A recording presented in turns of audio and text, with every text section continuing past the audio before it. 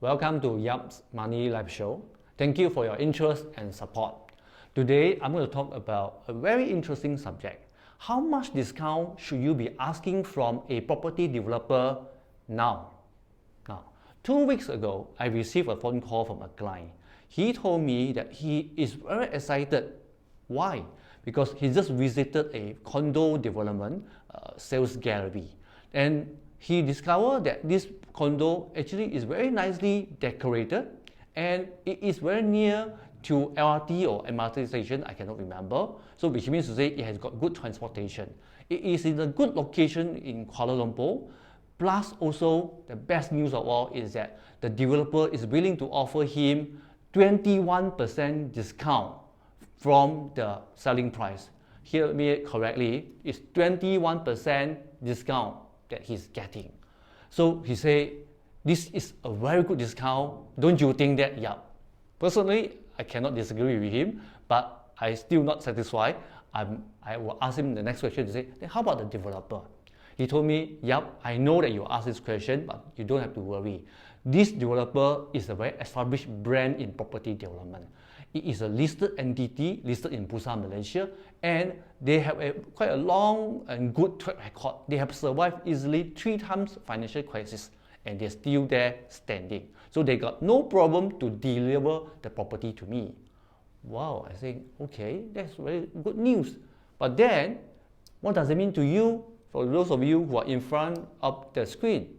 Now, if a property developer, which is so established, so solid, is willing to offer 21% discount to my client, then any one of you who are in front of the screen, if you're going to buy a property from a developer now, I think if you're going to any developer which is maybe not so established, not so branded, you should be asking easily for 30% discount.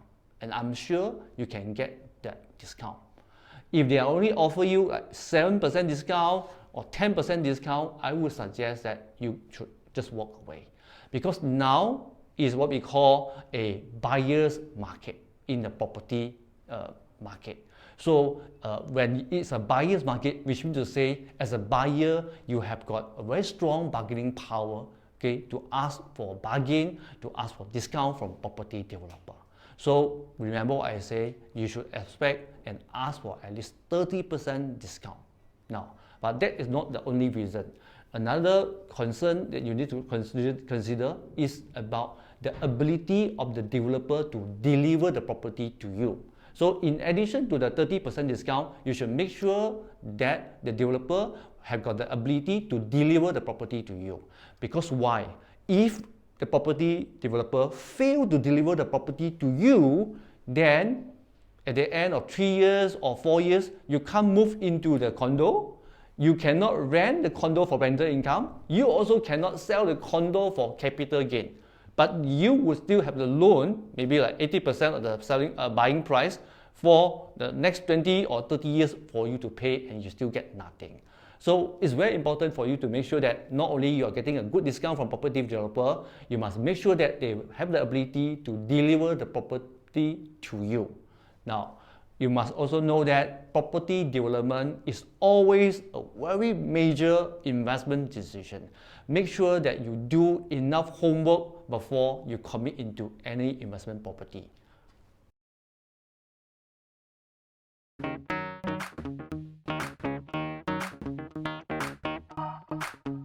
To start this section with frequently asked questions that I normally get from radio show and also the talk that I conducted.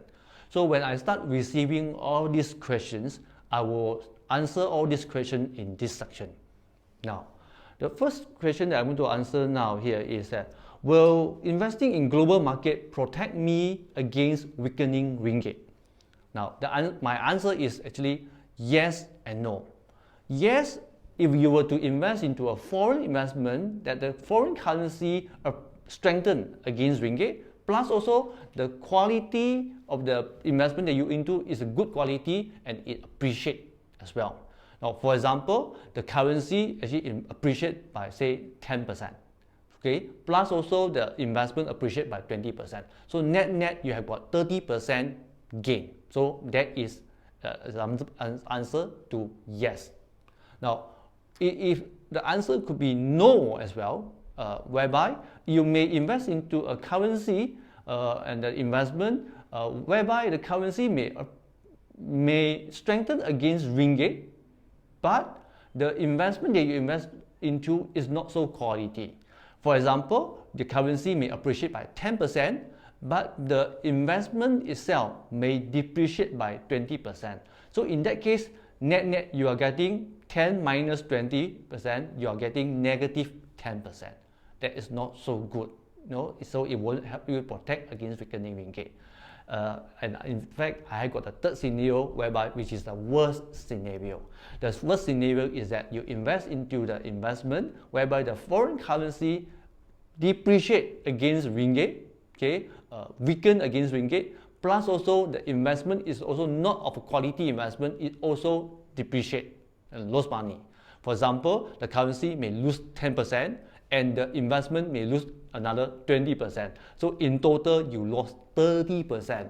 So that's what I mean by the worst case scenario. So what is very important for you is that if you want to actually invest to protect your money against weakening ringgit, you got to make sure your investment fulfill two criteria. Number one, the currency must be able to strengthen against ringgit going forward. Plus also, the investment that you invest into must be of quality investment that can also appreciate in value as well. Only by this point, you'll be able to make sure that your investment strategy can help you to achieve your objective. If you want me to answer your most burning question about money, please email me your question or WhatsApp me your questions. Now, let's go to the next questions. Should I leave my money in EPF after retirement? Now, I have to assume that you have other assets to fund your retirement lifestyle. Otherwise, if you do not have other investment assets to fund your retirement lifestyle and EPF is the only money that you have to fund your retirement lifestyle, then the answer is very obvious. You must also withdraw the money from EPF to maintain your retirement lifestyle. So, assuming that you have other investment assets, now we have two scenarios. The first scenario is that except for some cash reserve that you put aside for your emergency use, you have also like unit trust investment, share investment, property investment, and guess what? All this investment is giving you a very good return. If you know that this EPF is giving you say about 6% return, and your other investment here is giving you say 8% or 10% return.